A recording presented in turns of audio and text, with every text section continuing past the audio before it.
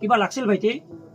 মোৰ যে লাগছিল আটা, আপুনি কাম কৰক, আপুনি আটা দিয়ক 650 গ্ৰাম, তাৰপাছত দালি 550 গ্ৰাম দিয়ক, তাৰপাছত মগু দালি দিয়ক 350 গ্ৰাম। দিছোঁ ৰ'বা। দাদা কিমান টকা হ'ব মোক কওকচোন। কি দাদা আপুনি কি হ'লে কিমান দেৰি আপোনাৰ হিচাপটো ল'ব পৰা নাই? ভাইটি পাৰা নাই হিচাপটো ল'বা, তুমিয়ে চাওচোন পাৰ ন। দিয়ক দাদা দিয়ক।